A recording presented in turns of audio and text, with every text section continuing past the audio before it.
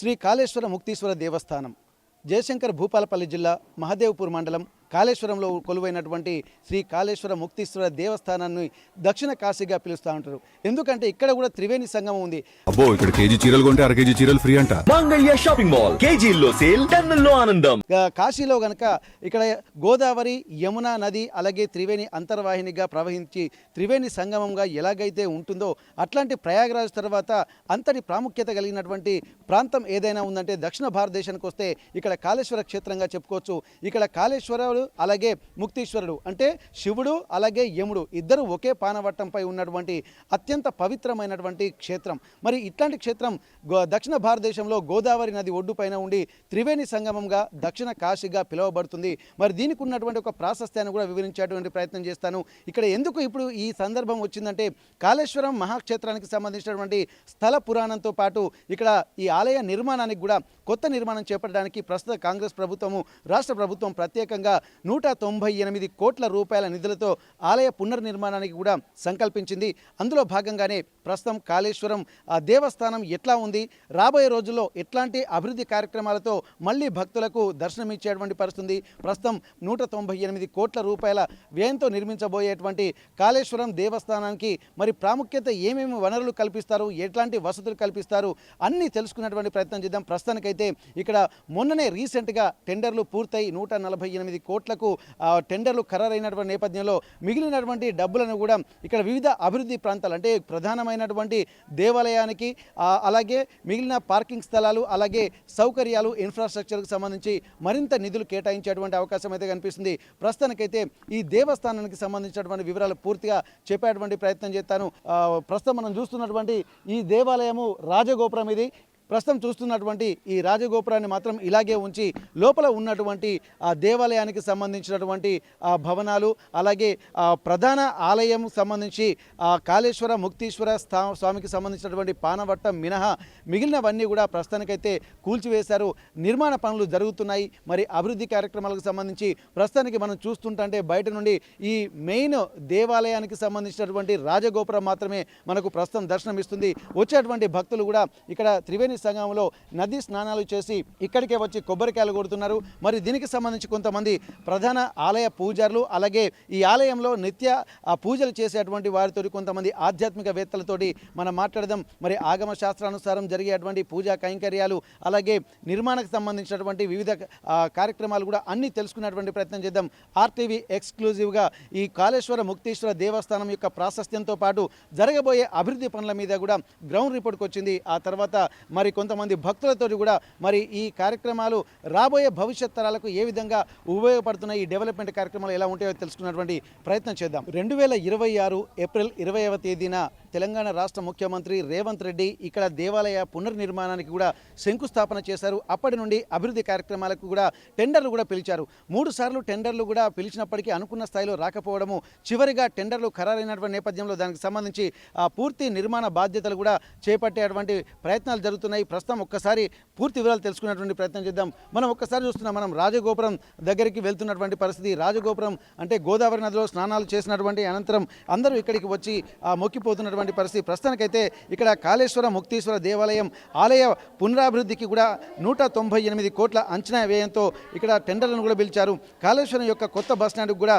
నిర్మాణానికి 3,70 లక్షల నుండి 3,94 కోట్ల రూపాయల వరకు దీనికి సంబంధించి టెండర్లు కూడా పిలుస్తున్నటువంటి పరిస్థితి. మరి దీని ఆలయాన్ని కూడా మరింత అభివృద్ధి చేయడానికి శాశ్వతమైనటువంటి రాతి నిర్మాణాల కోసమే ఇక్కడ ప్రణాళికలు చేస్తున్నటువంటి పరిస్థితి. ప్రస్తుతానికైతే రాతి నిర్మాణాల రూపంలో అభివృద్ధి చేసేటువంటి ఈ ప్రణాళికలో ప్రధాన అంశంగా ఇది మనకు కనిపిస్తుంది. అందుకే అంచనా వ్యయం కూడా 198 కోట్లుగా చేస్తున్నటువంటి పరిస్థితి. ప్రస్తుతానికి ఇక్కడ ఏమేమి ఎట్లాంటి పరిస్థితి ఉందో, మరి కొత్త ఆలయ నిర్మాణం వస్తే ఎట్లాంటి పరిస్థితి కొంతమంది భక్తులతోటి మనం తెలుసుకున్నటువంటి ప్రయత్నం చేద్దాం. ఇక్కడ కొంతమంది భక్తులు కూడా మనతో ఉన్నారు, వారితోటి ఇప్పటివరకు చూద్దాం ఇక్కడికి. ఎందుకంటే ప్రస్తుతానికి ఆలయంలో ప్రధాన ద్వారం దగ్గరనే కొబ్బరికాయలు కొట్టుకుంటూ వెళ్తున్నటువంటి విజువల్స్ అయితే మనం చూస్తున్నాము.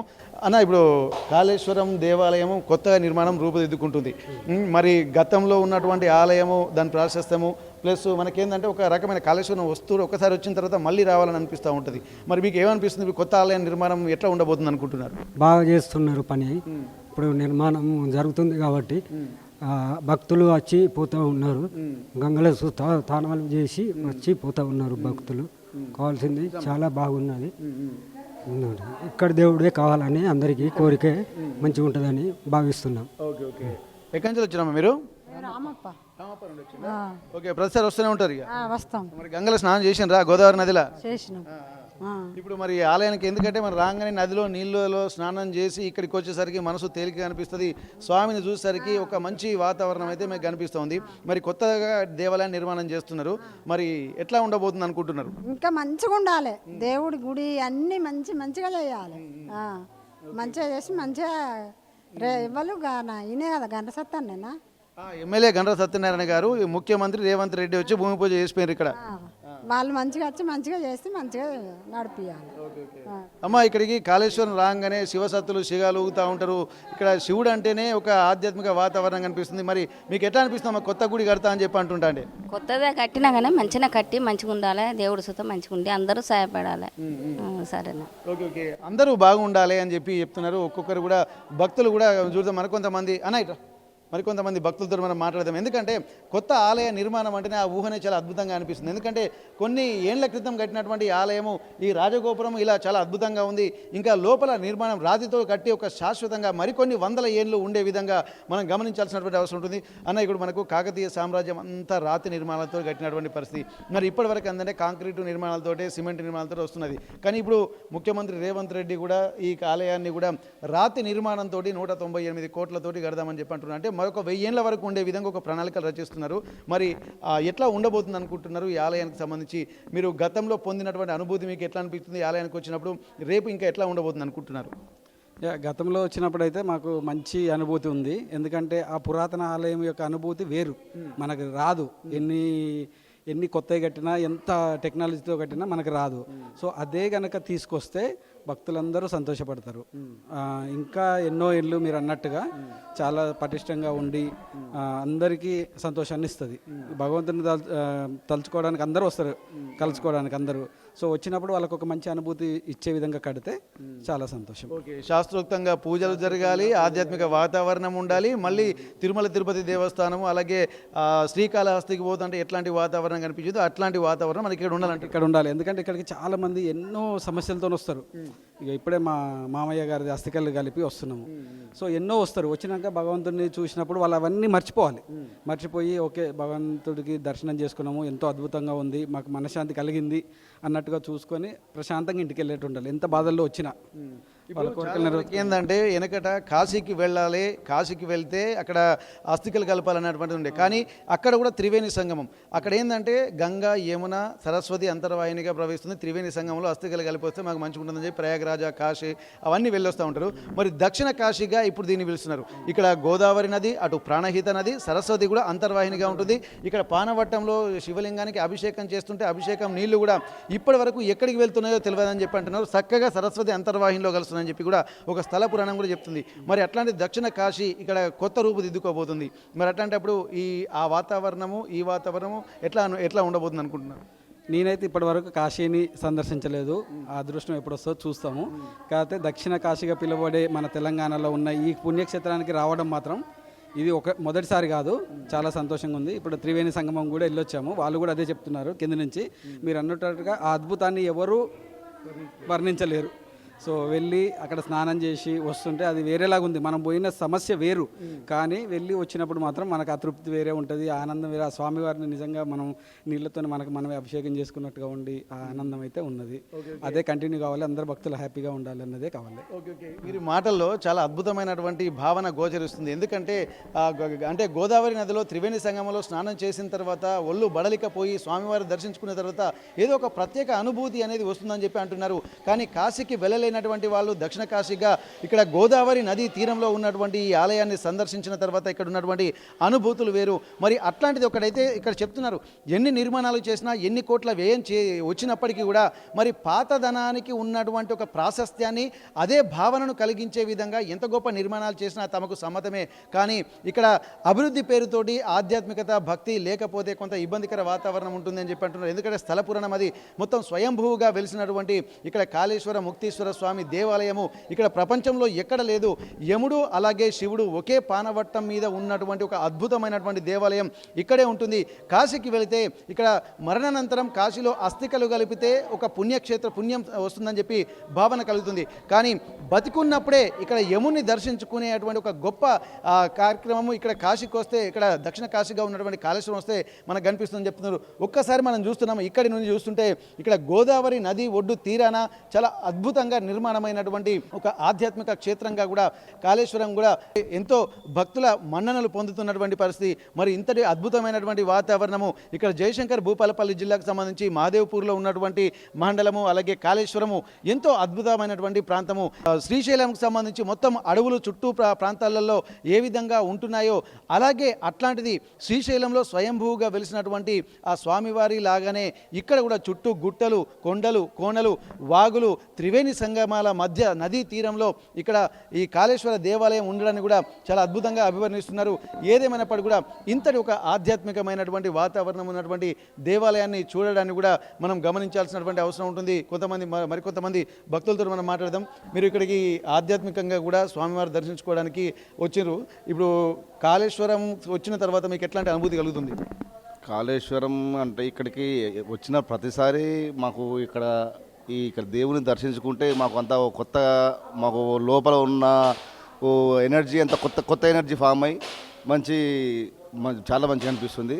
కాకపోతే మేము ప్రతి సంవత్సరం కూడా కార్తీక మాసం ఇక్కడికి గోదావరి నది పుష్కరాలకు కార్తీక స్నానం చేయడానికి ఖచ్చితంగా వస్తాము. కార్తీక పౌర్ణమికి ఈ ముక్తేశ్వర స్వామి చాలా పవర్ఫుల్ దేవుడని మా అందరికీ, మా ఇంటి కులదైవంగా కూడా మేము భావిస్తాము.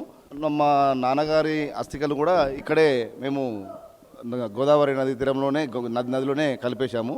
మాకు చాలా బాగుంటుందండి ఇక్కడ. మనం చూస్తున్నాం. ఎందుకంటే ఇప్పుడు గతంలో ఆధ్యాత్మిక వాతావరణం ఇప్పుడంతా కొంత రాతి నిర్మాణాలు కావాలని చెప్పి ఆలోచిస్తున్నారు. పూర్తిగా రాతి నిర్మాణాలతో చేస్తుంటున్నారు. మరి ప్రధాన ఆలయం కూడా సిమెంటు దాంతో కట్టారు. రాతి నిర్మాణాలు ఒకవేళ చేయదలుచుకుంటే మరి దీన్ని ఇంకా అద్భుతంగా చేస్తారా? రాతి నిర్మాణాలకు అంటే ప్రధాన రాజగోపురం ఇలాగే ఉంచి మిగిలిన చుట్టుపక్కల ఏమైనా డెవలప్ చేస్తారా అన్నటువంటి కోణం కూడా ఆలోచించాల్సింది. ఎందుకంటే ఇక్కడ ప్రస్తుతానికి ఏ ముఖ్యమంత్రి వచ్చినప్పటికీ కూడా తెలంగాణ రాష్ట్రం ఏర్పడిన తర్వాత ఒక అద్భుతమైనటువంటి వాతావరణం. ఎందుకంటే ఇక్కడ యాదాద్రి భువనగిరి జిల్లాకు సంబంధించినటువంటి ఆలయాన్ని కూడా పూర్తిగా రాతి నిర్మాణాలతో చేసి ఒక ఔరా అనిపించి తెలంగాణకు సంబంధించి మరొక ఆధ్యాత్మిక క్షేత్రంగా ఉంటున్నటువంటి నేపథ్యంలో ప్రస్తుత ముఖ్యమంత్రి రేవంత్ రెడ్డి కాళేశ్వరాన్ని కూడా 198 కోట్ల భారీ బడ్జెట్ తోటి అద్భుతమైన రీతిలో ఒక ఆధ్యాత్మికంగా షోడశోపచార పూజలు చేసేటువంటి వ్యవస్థతో పాటు పూర్తిగా ఆధ్యాత్మికంగా ఆగమ శాస్త్రానుసారం కూడా ఈ ఆలయ నిర్మాణం కూడా ఉండే విధంగా అయితే కనిపిస్తుంది. ఏదేమైనప్పటికీ కూడా ఇంత గొప్ప ఇనిషియేషన్ తీసుకున్న తర్వాత చూడాలి. మరి ఆలయం యొక్క నమూనాలు కూడా మనం పరిశీలిద్దాం. ఎందుకంటే వేద పండితులు, ఋత్విక్కులు వీళ్ళందరూ కూడా ఆలోచించి ఒక నమూనాను అయితే చూసిన తర్వాత ఆమోదయోగ్యం పొందిన తర్వాత మరి ఆలయం యొక్క పునర్నిర్మాణానికి అయితే బీజాలు పడినటువంటి పరిస్థితి. ఇక్కడ ప్రస్తుతానికైతే ఈ రాజగోపురం మాత్రమే ఉంది. మిగిలిన లోపల కూడా ప్రాంతాలన్నీ కూడా ప్రస్తుతానికి భిన్నం చేసినటువంటి పరిస్థితి. వాటన్నిటిని కూడా చూద్దాము, అక్కడ కూడా ఎట్లాంటి పరిస్థితి ఉందో. దీనికి సంబంధించి కూడా కొంతమంది ఆలయ ప్రధాన పూజారులతో కూడా మనం మాట్లాడేటువంటి ప్రయత్నం చేద్దాం. కాళేశ్వర ముక్తీశ్వర దేవాలయాన్ని ఇక్కడి నుండి తరలించి ఇక్కడ ఉన్నటువంటి ఉత్సవ మూర్తులను కూడా పక్కనే ఉన్నటువంటి బాలాలయానికి మారడంతో వచ్చేటువంటి భక్తులు కన్ఫ్యూజన్ కాకుండా పూర్తిగా మనం ఒకసారి కనిపించవచ్చు. ఇక్కడ మంచి నోటీస్ బోర్డు అయితే ఏర్పాటు చేశారు. చాలా పెద్దగా దేవాదాయ ధర్మాదాయ శాఖ ఆధ్వర్యంలో శ్రీ కాళేశ్వర ముక్తీశ్వర స్వామి దేవస్థానం, ఇక్కడ గ్రామం కాళేశ్వరం, మహాదేవ్పూర్ మండలం, జయశంకర్ భూపాలపల్లి ప్రధాన దేవాలయము అంటే బాలాలయం శ్రీ ఆది ముక్తీశ్వర స్వామి దేవాలయమునకు మార్చబడిందని చెప్పి ఇక్కడ ఎండోమెంట్ అధికారులు ఇక్కడ చెప్పారు. ప్రస్తుతానికైతే మనం చూడొచ్చు ఇక్కడ కాళేశ్వరానికి సంబంధించి ఒకే శివుడి పానవట్టం మీద కాళేశ్వర స్వామి, ముక్తీశ్వర స్వామి రెండు ఇక్కడే ఉన్నటువంటి పరిస్థితి. మరి దీనికి సంబంధించి ఆలయానికి సంబంధించి ఎట్లా ఉంది మరి బాలాలయంలోకి మార్చబడింది, ఇక్కడ శ్రీ ఆదిముక్తీశ్వర స్వామి దేవాలయానికి మార్చబడిందని చెప్పి అంటున్నారు. మరి అక్కడికి వెళ్ళి కూడా చూద్దాం మరి ఎట్లాంటి పరిస్థితులు అక్కడ ఉన్నాయి. స్వయంభూగా వెలిసినటువంటి కాళేశ్వర ముక్తీశ్వర దేవస్థానానికి సంబంధించి ఇప్పటి వరకు ఎంతో స్థల పురాణం అయితే కనిపిస్తుంది. కానీ ఇక్కడ అభివృద్ధి మాత్రం అనుకున్నంత జరగలేదు. ఒకవైపు అద్భుతమైనటువంటి త్రివేణి సంగమము, ఆ త్రివేణి సంగమం గట్టునే ఇక్కడ స్వయంభూగా వెలిసినటువంటి కాళేశ్వర ముక్తీశ్వర స్వామి దేవాలయానికి సంబంధించి కూడా 19వ 1972లో కూడా కొంత అభివృద్ధి జరిగింది. కానీ ఆ అభివృద్ధి అనేది పూర్తి స్థాయిలో భక్తులను ఆకట్టుకునే విధంగా ఎంతోమంది అంటే స్థానికులు చుట్టుపక్కల వాళ్ళే వచ్చారు. కానీ ఇప్పుడు కాశీ, ప్రయాగ లాంటి ప్రాంతాలకు వెళ్ళాలంటే దేశం నలుమూలలే కాదు ప్రపంచ పర్యాటకులను కూడా అక్కడికి తీసుకొస్తున్నటువంటి పరిస్థితి, ఎంతోమంది భక్తులను కూడా ఆకర్షిస్తూ ఆధ్యాత్మిక క్షేత్రంగా వెళ్తున్నటువంటి పరిస్థితి, తీర్థక్షేత్రాలుగా విరాజిల్లుతున్నటువంటి ఆ ప్రాంతాలు కూడా కేవలం అభివృద్ధికి నోచుకోవడం వల్లనే అంతటి ప్రాశస్త్యం కలిగినాయి. కానీ ఇక్కడ కాళేశ్వరంకి వచ్చేసరికి కూడా అనుకున్నంత రోడ్డు మార్గాలు సరిగా లేకపోవడము, గతంలో కొన్నటువంటి 1972 తర్వాతనే కొద్దిగా డెవలప్మెంట్ కావడం కూడా మనం గమనించాల్సింది. ఆ తర్వాత ఇక్కడ పుష్కరాల సమయంలో కూడా గోదావరి పుష్కరాలకు సంబంధించి కొంత నిధులు కేటాయించడము, అలాగే సరస్వతి పుష్కరాలకు సంబంధించి కొంత నిధులు కేటాయించడము, ఆ తర్వాత ఇక్కడ కొద్దిగా నిధులు కేటాయిస్తున్నారు. కానీ అనుకున్నంత స్థాయిలో భక్తులకు రాకపోకలకు కూడా పూర్తి స్థాయిలో లేవు అన్నటువంటి విషయాన్ని మాత్రం గమనించాలి. కానీ మనం ఇప్పుడు చూద్దాం ఒక్కసారి దేవాలయానికి సంబంధించి కూడా పూర్తిగా 198 కోట్ల టెండర్లు పడ్డ తర్వాత 146.42 కోట్ల రూపాయలతోటి కొత్త ఆలయ నిర్మాణానికి కూడా చేస్తున్నటువంటి పరిస్థితి. ప్రస్తుతం ఈ ఆలయ మాత్రం పూర్తి స్థాయిలో కొంత అంటే ప్రధాన ఆలయాన్ని మినహా చుట్టుపక్కల ఉన్నటువంటి నిర్మాణాలన్నీ కూడా తొలగించినటువంటి పరిస్థితి. ఆ తొలగిస్తున్నటువంటి విజువల్సే మనం చూస్తున్నాము. ఒక్కసారి మనం లోపలికి కూడా వెళ్ళి చూద్దాము. దూరం నుంచి వచ్చినటువంటి భక్తులు ప్రధాన రాజగోపురం దగ్గర, అలాగే ఇక్కడ శివుడి విగ్రహం ఉన్నటువంటి ఈ ప్రాంతంలో మరోవైపు ఇక్కడ బాలాలయము, అలాగే ఇక్కడ ఆదిముక్తీశ్వర దేవాలయం దగ్గర కూడా భక్తులు పూజలు అయితే స్వామివారికి మొక్కుతున్నారు. మనం ఒక్కసారి చూద్దాం. ఎందుకంటే ఇక్కడ ఆదిముక్తీశ్వర దేవస్థానానికి కూడా ఇక్కడ ముందుకు వెళ్తే ఉంటుంది. మరి ఇట్లాంటి ఒక ఆధ్యాత్మిక క్షేత్రంగా ఉన్నటువంటి కాళేశ్వరం దేవాలయానికి సంబంధించి కూడా ఇక్కడ ఒక భారీ బడ్జెట్ తోటి అద్భుతమైనటువంటి నిర్మాణాలు కూడా కట్టేటువంటి యోచనలో ఇప్పుడు మనకు కనిపిస్తుంది. మరి ఎప్పుడూ లేని విధంగా దేవాలయాలకు మహర్దశ పడుతుందంటే మన నిజంగా ఒక కాలం మారుతున్న కొద్దీ కాకతీయుల సామ్రాజ్యాన్ని ఇప్పటి వరకు చరిత్ర గుర్తుంచుకుంది. ఆ తర్వాత ప్రస్తుతానికైతే చరిత్ర గుర్తుంచుకున్న తర్వాత మళ్ళీ చరిత్రకు మళ్ళీ ఒక కొత్త చరిత్ర సృష్టించాలన్నా ఏదో ఒక కాలంలో నాటి శాసనాలు, అప్పటి రాజగోపురానికి సంబంధించినటువంటి నిర్మాణాలు, అలాగే ఒక్కొక్క దేవాలయానికి ఒక్కొక్క ప్రాశస్త్యం ఉన్నట్టు మనం చెప్పుకోవచ్చు. కాకతీయులు ఇలా నిర్మించారు, అలా నిర్మించారు, కాకతీయ సామ్రాజ్యం ఈ విధంగా పరిడవిల్లింది అని చెప్పుకునేటువంటి ఉండేది. కానీ ఇప్పుడు కూడా పూర్తిగా ఈ మట్టి నిర్మాణాలను తొలగించి రాతి నిర్మాణాలు చేసేటువంటి పరిస్థితి కనిపిస్తుంది. మనం చూడొచ్చు లోపల ఉన్నటువంటి గతంలో ఉన్నటువంటి ఆలయాలకు సంబంధించినటువంటి పెద్ద పిల్లర్లను మొత్తం తొలగించారు. ఇది కూడా చాలా ఎత్తైనటువంటి పిల్లర్లుగా ఉండేది. వీటన్నిటినీ కదా కొద్దిగా తొలగించారు. ఇప్పుడు మనం ప్రస్తుతం ఉన్నది ఏంటంటే ఇక్కడ రాజగోపురం చుట్టూ ఉన్నటువంటి మొత్తం పూర్తిగా చుట్టూ ఉండేటువంటి ప్రహరీ గోడకు సంబంధించిన నిర్మాణ ప్రాంతాల్లో ఉన్నాము.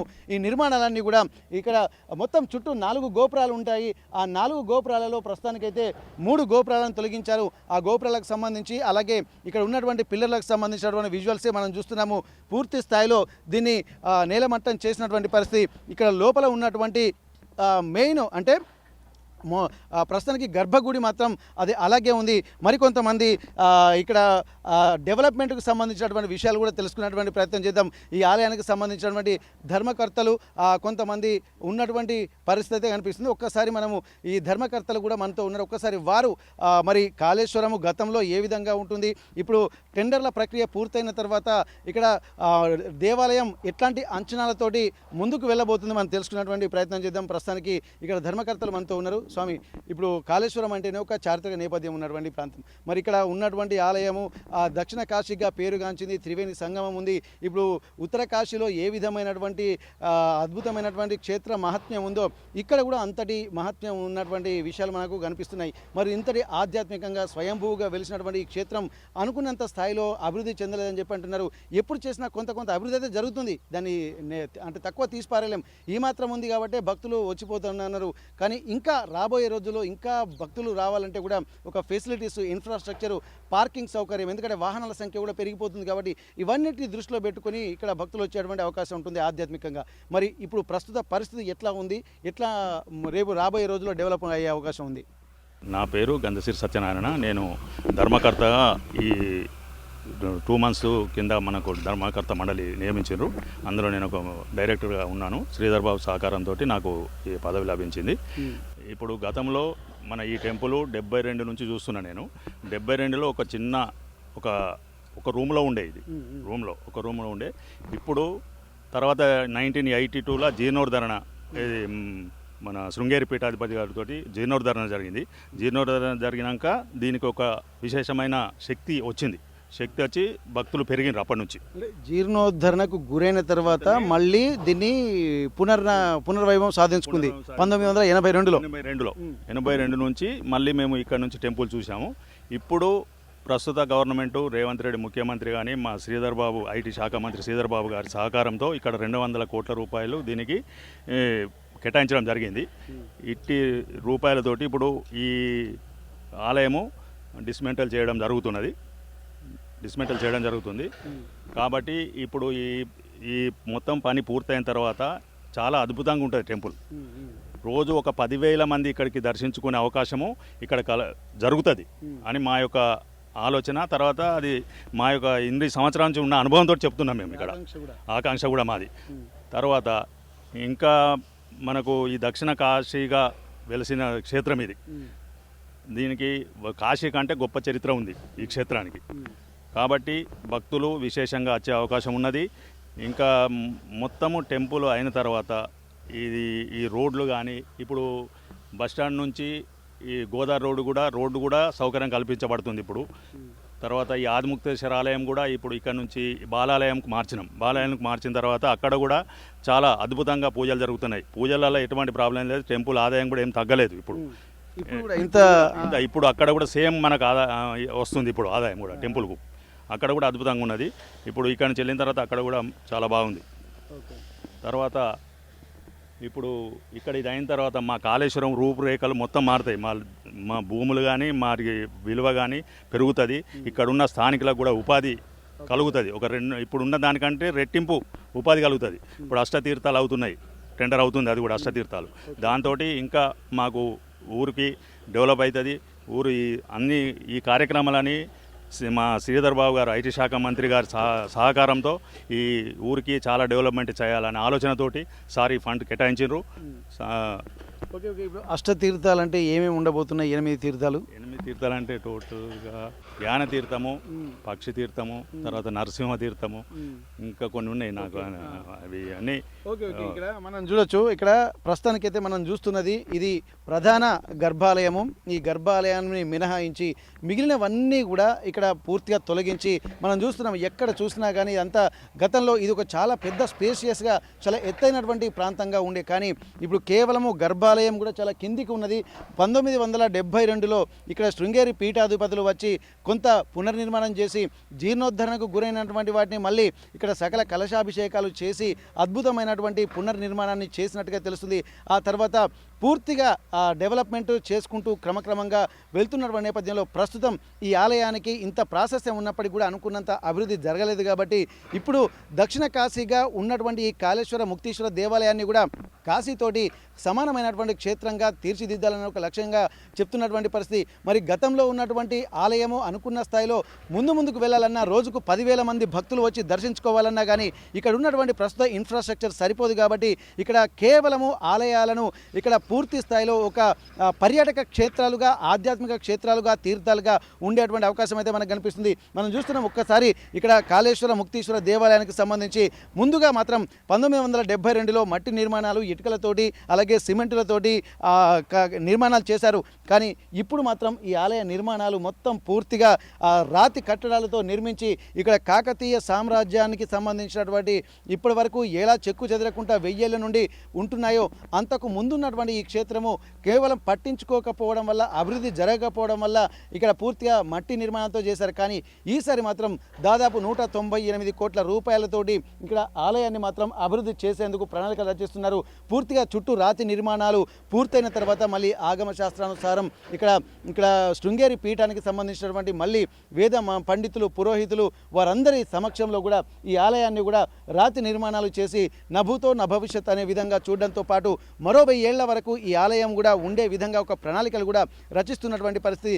కాకతీయ సామ్రాజ్యం ఇప్పటి వరకు ఎంత గొప్పగా ఉంటున్నటువంటి పరిస్థితుందో మళ్ళీ అట్లాంటి నిర్మాణం కూడా అప్పటి విధంగా కాకతీయ నిర్మాణాలకు కాకతీయులే సాటి అన్నటువంటి విధంగా మళ్ళీ ఒక ఆధ్యాత్మికంగా కూడా ఈ నిర్మాణాలు కూడా కేవలం రాతి కట్టడాలతో నిర్మించి మరోవైపు దక్షిణ భారతదేశం యొక్క కళా వైభవాన్ని కూడా చాటుకునే ప్రయత్నం జరుగుతుందన్నట్టు విషయాలు మనకి ఇప్పుడు ప్రస్తుతానికి ఆలయానికి నిర్మాణాలకు సంబంధించినటువంటి విషయాలు చూస్తే తెలుస్తుంది. మరి చూడాలి, ప్రస్తుతానికైతే ఇక్కడ పూర్తిగా నేలమట్టమైనటువంటి పరిస్థితి. వచ్చే పుష్కరాలకు, గోదావరి పుష్కరాల వరకు ఆలయాన్ని అందిస్తామని చెప్పి ఇక్కడ కాంట్రాక్టర్లు చెప్తున్నట్టుగా తెలుస్తుంది. మరి ఎప్పటి వరకు అందుబాటులో ఉందో దీనికి సంబంధించి ఇక్కడ మరికొంతమంది ఆలయ ఈవో, అలాగే మరికొంతమంది భక్తులు, అలాగే మరికొంతమంది పూజారులతోటి తెలుసుకున్నటువంటి ప్రయత్నం చేద్దాం. కాళేశ్వర ముక్తీశ్వర దేవస్థానానికి సంబంధించి ఇప్పటికే భక్తులు కూడా తండోపతండాలుగా తరలి వస్తున్నటువంటి నేపథ్యంలో ఆలయం నూతన పునర్వైభవం సాధించుకునేటువంటి విధంగా అడుగులు వేస్తుంది. నూతన భవన నిర్మాణాలు కూడా జరగబోతున్నాయి. రాతి కట్టడాలే ఇక్కడ ప్రధాన ఆకర్షణగా నిలవబోతున్నాయి. రాబోయే 1000 ఏళ్ల వరకు కూడా ఈ ఆలయ నిర్మాణాలు ఉండాలన్నటువంటి ఆలోచనతోటి కృష్ణశిలలతో నిర్మిస్తారన్నటువంటి ఒక ఆలోచన చేస్తున్నారు. అందుకు అనుగుణంగానే ప్రణాళికలు రచిస్తున్నారు. మరి ఆలయానికి సంబంధించినటువంటి పూజా కార్యక్రమాలు ఎక్కడ జరుగుతున్నాయి అన్నటువంటి విషయానికి వస్తే, ఇప్పుడు ఆలయంలో ఉన్నటువంటి ఒకే పానవట్ట మీద ఉన్నటువంటి శ్రీ కాళేశ్వర ముక్తీశ్వర స్వాముల వార్లను అక్కడే ప్రధాన ఆలయంలోనే ఉంచారు. అక్కడ ప్రధాన ఆలయంలోనే పెట్టారు. ప్రస్తుతానికి అక్కడి నుండి ఆలయం చుట్టుపక్కల ఉన్నటువంటి శ్రీవల్లి దేవసేన సహితం, అలాగే చింతామణి గణపతి, అలాగే ఇక్కడ పక్కన ఉన్నటువంటి ఆలయాలు, ఉప ఆలయాలకు సంబంధించినటువంటి దేవస్థానాల యొక్క స్వరూపాలు కూడా ఇక్కడ తీసుకొచ్చారు. ప్రస్తుతానికి మనం చూస్తున్నాము, ఈ ఆలయమే ఇక్కడ కాళేశ్వర ముక్తీశ్వర స్వామికి సంబంధించినటువంటి బాలాలయంగా తీస్తున్నారు. దీన్నే ఆదిముక్తీశ్వర దేవస్థానంగా కూడా పిలుస్తారు. మరి ఇట్లాంటి ఆలయానికి సంబంధించినటువంటి అక్కడ కూడా ఎక్కడైతే ఆలయం ముందు కొబ్బరికాయలు, పూజా కార్యక్రమాలు చేస్తూ ఉంటారు, ఇక్కడ కూడా బాలాలయంలో కూడా ఇట్లాంటి వాతావరణమే కనిపిస్తుంది. ఇక్కడ ముందు అక్కడ ఒక గోపురానికి సంబంధించి, అలాగే పూర్తిగా ఆదిముక్తీశ్వర దేవస్థానానికి సంబంధించినటువంటి ప్రతిరూపాలను కూడా ఇక్కడ ప్రతిష్ఠించినటువంటి పరిస్థితి. మరొక్కసారి ఇక్కడ బాలాలయంలోకి మనం ప్రవేశిద్దాము. ఇక్కడ స్వామివారు ఒకే పానవట్ట మీద ఉన్నటువంటి పరిస్థితులు కనిపిస్తున్నాయి. ఇక్కడ కూడా భక్తులు కూడా తరలి వస్తున్నటువంటి నేపథ్యంలో ఒక్కసారి మనం చూద్దాం ఇక్కడ ప్రధాన ఆలయంలో ఎట్లాంటి పరిస్థితులు ఉన్నాయో తెలుసుకున్నటువంటి ప్రయత్నం చేద్దాం. మనం చూస్తున్నాము ప్రస్తుతానికైతే ఇక్కడ ఆదిముక్తీశ్వర దేవాలయానికి సంబంధించినటువంటి, అలాగే కాళేశ్వరుడు, అలాగే ముక్తీశ్వరుడు ఒకే పానవట్ట మీద ఉన్నటువంటి ఆ ప్రతిరూపాలకు సంబంధించినటువంటి విజన్ మనకు కనిపిస్తుంది. ఒక్కసారి దగ్గరికి వెళ్ళేటువంటి ప్రయత్నం అయితే చేద్దాం. ఇక్కడ వచ్చేటువంటి భక్తులు కూడా తాము వచ్చి ఇక్కడ స్నానాలు చేసిన తర్వాత స్వామివారిని దర్శించుకోవాలన్నటువంటి ఒక కుతూహలంతో వస్తుంటారు. మరి అట్లాంటి నిర్మాణాలు పూర్తి స్థాయిలో జరిగేంత వరకు వేచి చూసేటువంటి పరిస్థితి లేదు కాబట్టి ఆ ఆలయాల ప్రతిరూపాలను కూడా ఇక్కడ ప్రతిష్ఠించినటువంటి పరిస్థితి. ఒక్కసారి నేను అవన్నీ ఎక్స్ప్లెయిన్ చేసేటువంటి ప్రయత్నం చేస్తాము. పూర్తిగా ఆగమ శాస్త్రానుసారం ఎక్కడా కూడా పూజా కైంకర్యాలకు లోటు లేకుండా అన్ని అంతలో అంటే కాళేశ్వర ముక్తీశ్వర దేవస్థానంలో ఏ విధంగా అయితే పూజా కార్యక్రమాలు చేశారో ఇక్కడ కూడా ఆ విధంగానే మనం కనిపిస్తున్నాయి. ఒకే పానవట్టాన్ని కూడా ఇక్కడ ఏర్పాటు చేశారు. దీనికి సంబంధించి కూడా శృంగేరి పీఠానికి సంబంధించినటువంటి వారి శిష్య బృందం వచ్చి అలాంటి నమూనాతో ఏర్పాటు చేసినటువంటి వాటన్నిటిని కూడా వారి ప్రతిరూపాలను ఏర్పాటు చేసినటువంటి విజువల్స్ మనం చూస్తున్నాము. ఇక్కడ ముందు ధ్వజస్తంభానికి ప్రతిరూపంగా మనకు ఆ చెక్కతో తయారు చేసినటువంటి ధ్వజస్తంభాన్ని కూడా ఇక్కడ ప్రతిష్ఠించారు. అలాగే ఒకే పానవట్ట మీద కాళేశ్వర ముక్తీశ్వర స్వామి వార్లను కూడా ప్రతిష్ఠించినటువంటి పరిస్థితి. ఇక్కడ మనం చూస్తున్నటువంటి వాళ్ళందరూ కూడా అన్ని ఆలయాలు పూర్తి స్థాయిలో ఏ విధంగా అక్కడ కొలువు తీరినాయో ఆ ఆలయాలకు సంబంధించినటువంటి ప్రతిరూపాలు కూడా ఇక్కడ ఉంటుంది. ఇక్కడ లక్ష్మీ గణపతి, చింతామణ గణపతితో పాటు ఇక్కడ చుట్టుపక్కల శ్రీవల్లి దేవసేన సహిత సుబ్రహ్మణ్యేశ్వర స్వామి వార్లను కూడా ఇక్కడ వారి ప్రతిరూపాలను ప్రతిష్ఠించారు. దీనికి ఒక అద్భుతమైనటువంటి వేదికను ఏర్పాటు చేసిన తర్వాత ఇక్కడ ప్రత్యేకించి పూజా కార్యక్రమాలు కూడా ప్రత్యేకంగా జరుగుతున్నాయి. వచ్చినటువంటి భక్తులు కూడా వీటిని దర్శించుకొని ఆధ్యాత్మిక అనుభూతికి లోనవుతున్నటువంటి పరిస్థితి. ఇక్కడ లక్ష్మీదేవి అమ్మవారు, అలాగే ఒక్కొక్క ప్రశస్తిగాంచినటువంటి అమ్మవార్లను కూడా ఇక్కడే ఉన్నారు. ఇక్కడ చుట్టుపక్కల ఈ అంటే కాళేశ్వర ముక్తీశ్వర దేవస్థానంలో ఉన్నటువంటి ప్రతిరూపాలకు సంబంధించినటువంటి విషయాలు కూడా ఇక్కడ ప్రధాన పూజారులు కూడా దానికి సంబంధించి వివరణ ఇచ్చేవారు. కానీ ఇక్కడ కొన్ని కారణాలతోటి ప్రస్తుతానికి వారు ఇప్పుడే ఆలయాన్ని తెరిచారు కాబట్టి ఇంకా సమయం పడుతుంది. మొత్తానికైతే ఈ ఆలయానికి సంబంధించినటువంటి విషయాలు కూడా ఒక్కొక్కటిగా ఆధ్యాత్మిక వాతావరణం అయితే సంతరించుకోబోతుంది. ఏదేమైనప్పటికీ కూడా వచ్చేటువంటి భక్తులు పుణ్యస్నానాలు చేసిన తర్వాత స్వామివారిని దర్శించుకోవాలంటే ప్రస్తుతం ఉన్నటువంటి ఆలయాన్ని కాకుండా ఇక్కడ ఉన్నటువంటి ఆదిముక్తీశ్వర దేవాలయంలోని బాలాలయంలోనే మనం చూస్తున్నటువంటి స్వామివార్లను దర్శించుకొని పునీతులవుతున్నటువంటి పరిస్థితి మనకు కనిపిస్తుంది. కాళేశ్వర ముక్తీశ్వర ఆలయం ఇది కేవలం ఒక ఆలయమే కాదు, శతాబ్దాల చరిత్రకు ఒక క్రెడిబిలిటీగా ఉన్నటువంటి దేవాలయం, భక్తులకు ఒక విశ్వాస పాత్రమైనటువంటి ఆధ్యాత్మిక క్షేత్రం. మరి ఇట్లాంటి ఆలయం 198 కోట్ల రూపాయల అద్భుతమైనటువంటి వ్యయంతో రూపుదిద్దుకోబోతున్నటువంటి ఒక అద్భుతమైనటువంటి ఆలయ పునర్నిర్మాణం జరగబోతుంది. మరి ఈ ఆలయం వచ్చిన తర్వాత రహదారులు మెరుగుపడతాయి, ఉన్నటువంటి వాళ్లకు వాణిజ్య సముదాయాలు పెరుగుతూ ఉంటాయి, ఇక్కడ ఉన్నటువంటి స్థానికులకు కూడా ఉపాధి అవకాశాలు పెరుగుతూ ఉంటాయి. ఎక్కడ చూసినా కానీ మళ్ళీ కాళేశ్వరం యొక్క కీర్తి ప్రతిష్టలు దశ దిశలా వ్యాపింపజేస్తూ ఉంటాయి. కానీ ఇప్పటి వరకు ఉన్నటువంటి ఒక ఆధ్యాత్మిక క్షేత్రంగా వెలుగొందుతున్నటువంటి ఈ కాళేశ్వర దేవాలయము అట్లాంటి ఆ ఫ్లేవర్ని, అలాగే ఒక ఆధ్యాత్మిక అనుభూతిని అలాగే ఉంచుతుందా?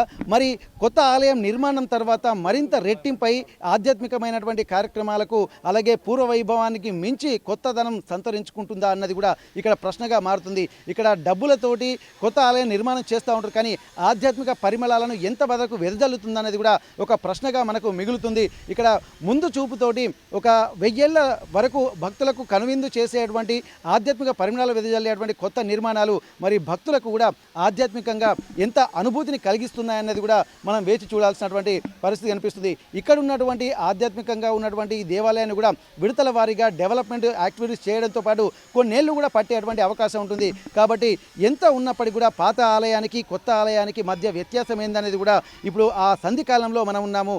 గత ఆలయ వైభవాన్ని చూసాము, రాబోయే భవిష్యత్తులో జరగబోయే ఆలయ అభివృద్ధికి సంబంధించినటువంటి వివరాలు తెలుసుకున్నాము. కానీ భక్తులకు ఎంత ఆధ్యాత్మిక అనుభూతిని కలిగిస్తుందన్నదే ఇక్కడ ప్రశ్నగా మారుతుంది. చుట్టుపక్కల ఉన్నటువంటి గోదావరి నదీ తీరాల్లో ఉన్నటువంటి ఒక అనుభూతి, అలాగే ఇక్కడ అంటే చుట్టూ కొండలు పర్వత శ్రేణుల్లో ఉన్నటువంటి ఈ ఆలయము పచ్చదనాన్ని పరుచుకొని ఇక్కడ ఒక పర్యాటక ప్రాంతంగా కూడా ఉండేటువంటి అవకాశం అయితే కనిపిస్తుంది. కాబట్టి ఇంతటి అద్భుతమైనటువంటి ఈ ప్రాంతము గోదావరి నది గలగలల సవ్వడులు, ప్రాణహిత నదికి సంబంధించినటువంటి నిరంతరం ప్రవహించేటువంటి జీవధార, ఇవన్నీ కూడా ఒక్క చోట కేంద్రీకృతమైనటువంటి ఈ అద్భుతమైనటువంటి ఆలయం భవిష్యత్తులో మరింత అద్భుతంగా ఉండబోతుందో భక్తులే చెప్పాల్సినటువంటి పరిస్థితి. కాళేశ్వరం నుండి కెమెరా పర్సన్ వంశీతో వెంకటరత్నం, RTV వరంగల్.